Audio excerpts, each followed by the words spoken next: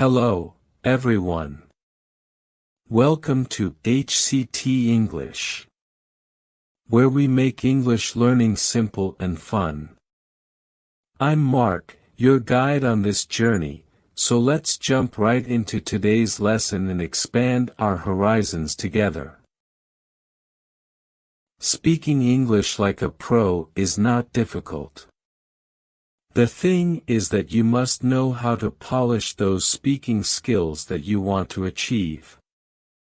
Achieving the perfect English speaking skills, that is the question. And how to do it? I have given you the solution. Hello, everybody. How are you all? Hope you're doing great. So, welcome back to another session of learning English and improving your English speaking skills with me. Today's session is going to be really important because I'm going to tell you how to speak English like a pro. How to speak English like a pro, because speaking is the most important part of any language. We might know a lot of grammar and vocabulary, but if you can't apply it, that is, if you can't speak fluently, then it's of no use. Speaking is the area, the skill that is the most difficult to learn and become perfect in. A lot of people face a lot of problems in speaking English fluently, getting that fluent factor, that X factor while speaking English. And today, I am going to tell you how to do that. So, are you all ready for this? And before beginning, please subscribe to the channel so that you can get all the lessons that I post for you on this channel. Please like the video and share it with your friends, too. Now, coming back to today's lesson, which is how to speak English like a pro. Speaking English like a pro. Now, speaking is very important, as we have discussed. Speaking is being able to speak English without any fear of making mistakes, without hesitating, and being able to speak English effortlessly. To be able to speak English whenever you want, in any situation, with confidence, that is the English we want to speak. A lot of times, what people say is that they know grammar. For example, they are really good with tenses. If it's about written English, their tenses are perfect. But as soon as they start speaking English, the sentence structures begin to distort. And unconsciously, subconsciously, they use the wrong tense. As soon as they speak it, they realize that they've used a wrong tense because their tenses are good. But it's really difficult to apply that in speaking. That means how to perfect the art of speaking English. You might have good vocabulary. You might know a lot of words. But then, to be able to speak them when you're having a conversation, to be able to speak them, to be able to use them while speaking actively, that is the big question. That means everything comes up to speaking. Whatever you're doing in your English language learning ends at speaking. Whatever we are doing is a preparation to speak the language. And that is what we are going to learn today. How to become perfect in speaking. You might be perfect in a lot of skills. But if the speaking part is not strong, then this is the video for you. Speaking. Let's begin with all the techniques that I want to tell you to become a pro in English speaking. So, the first thing that we need to do is become comfortable with the words you know. Get comfortable with the words you know. Now, you must know a lot of words. You are learning English. That means you're also improving your vocabulary. That is a part of English learning. If you are learning or improving your vocabulary, you must know a lot of words. If I tell you a word and you have read it before, you will know about the word. Okay. This is the word. For example, the word contemplates. We did it in a recent video of mine, in the words video. Contemplate is a word. If I tell you about it now, you're familiar with it, right? The big question is to be able to speak it. Now, if you know the context, if you know the meaning, if you are familiar with some example sentences, you will become comfortable with the word. That is what we want to achieve. To become comfortable with the words that you know. A lot of times what we do is we mug up a lot of words, keep them aside in our memory, take new words, mug them up, and then keep them aside in a different area. New words. We do it a lot, again and again, with the same set of words, with different sets of words. What we are not doing is to be able to use them. It's not about storing lots of words in your memory. It's about being able to use them in speaking. You might know 100 words, but if you're not able to speak them, if you're not confident enough to speak them, for example, you might be confused about the meaning.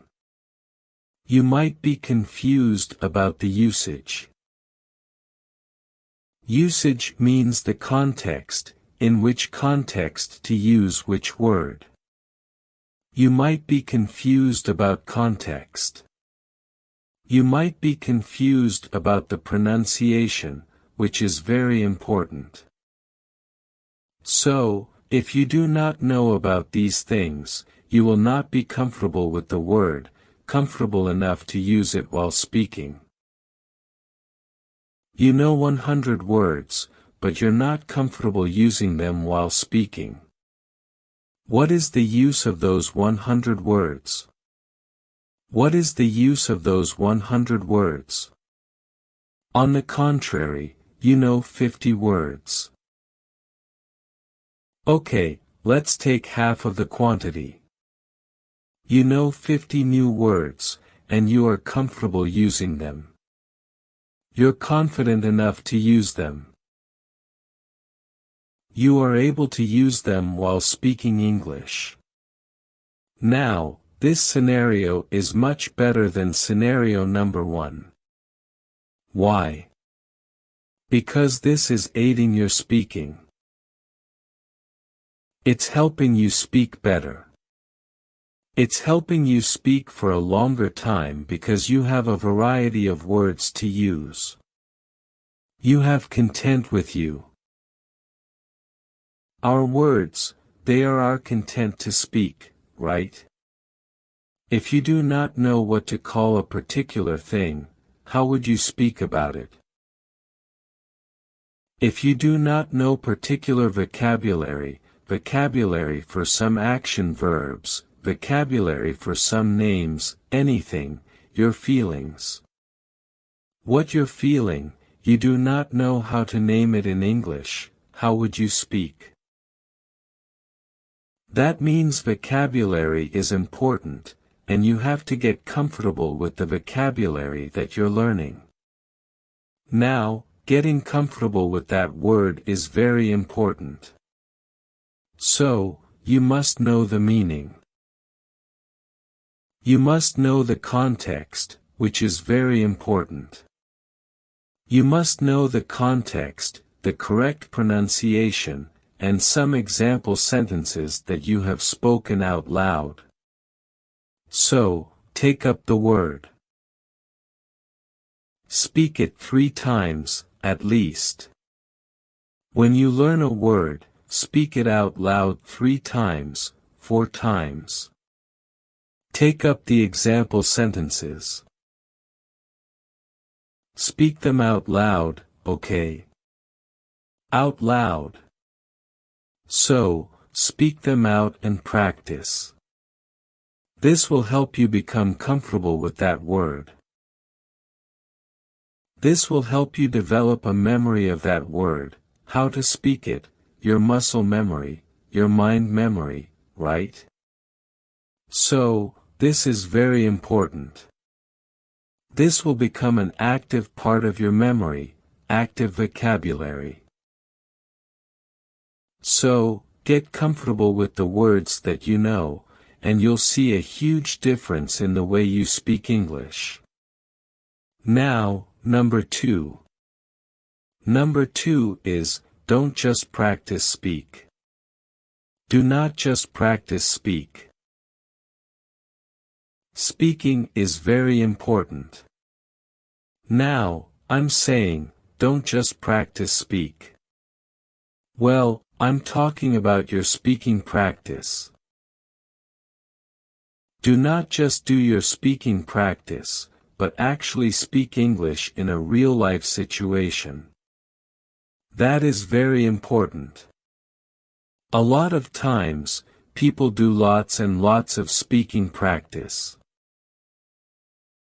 They are doing it, but then they are not applying it anywhere in the real-life situation. They are hesitant. See, you have to take that first step. I know it's going to be difficult. It will not be easy. You might have second thoughts. You might think, okay, let me get a little bit better. Let me do some more practice, and then I'll try speaking English in the real-life world. This doesn't work like that. You have to go out and speak. That is the thing. You're doing your speaking practice. That is like a test drive. You are learning how to drive, right? You're learning everything, learning how to drive, and then you are in this particular driving school.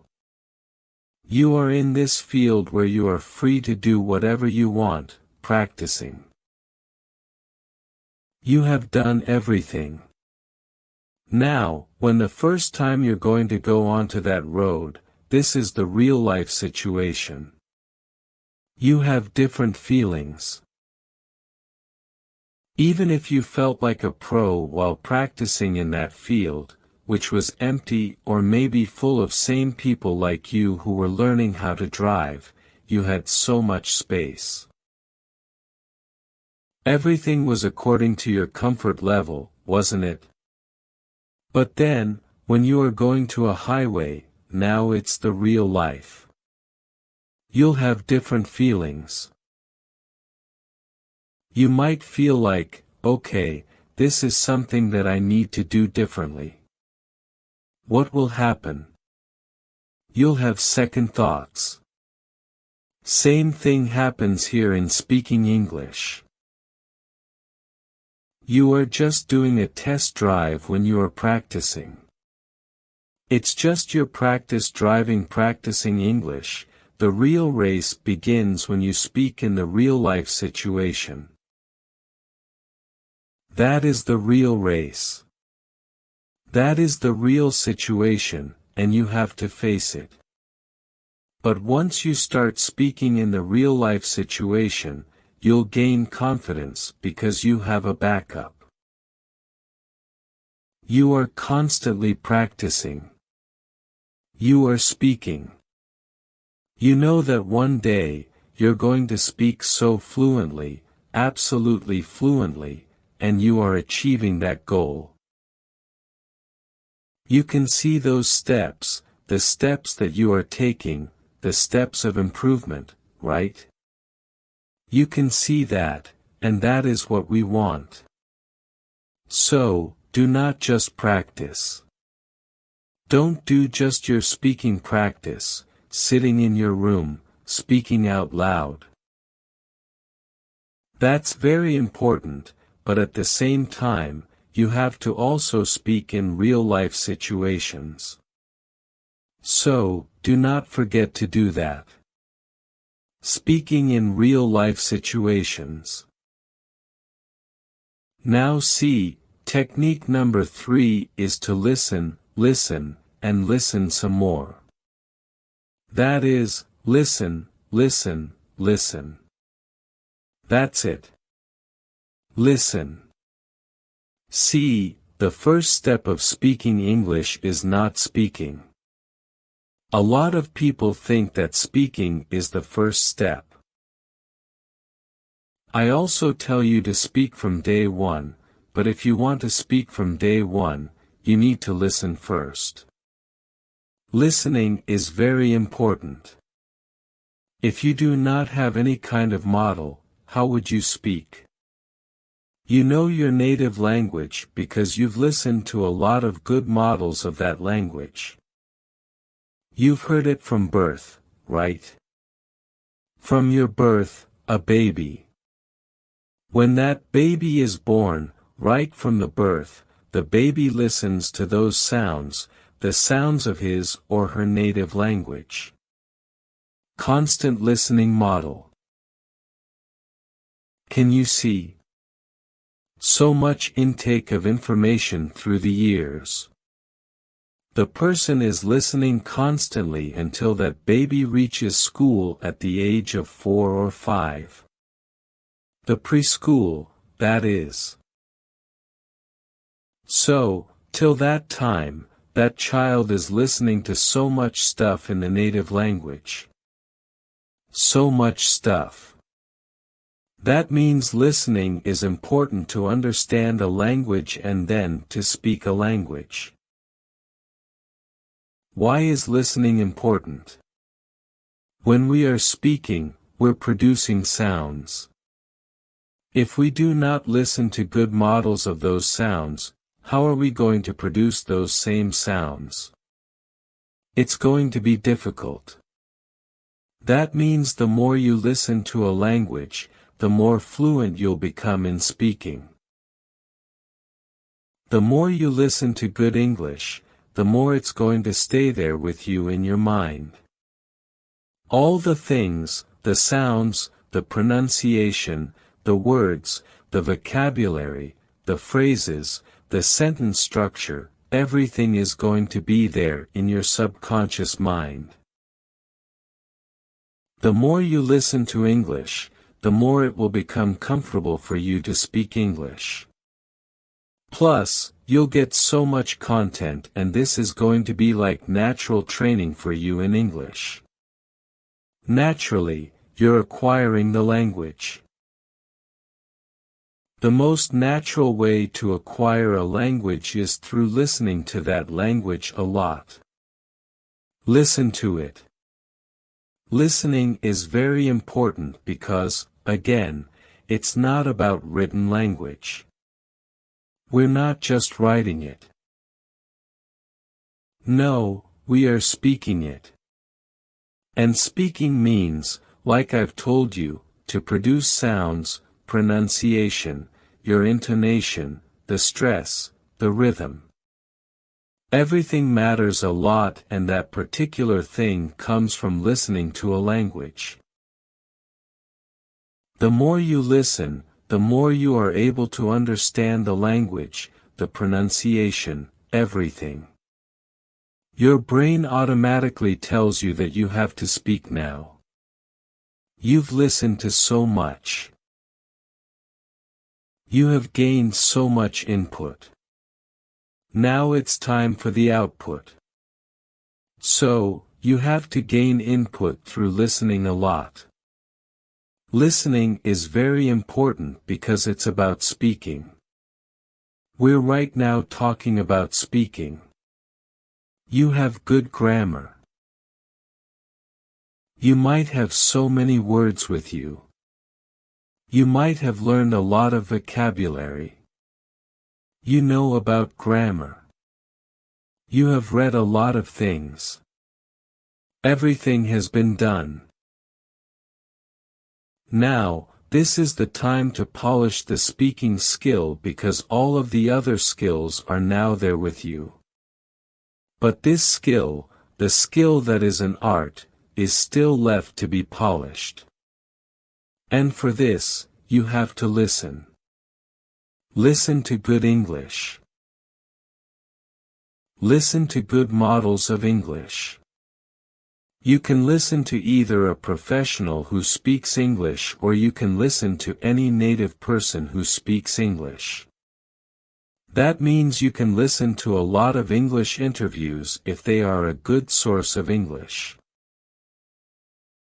If the person is absolutely fluent in English, you can listen to them.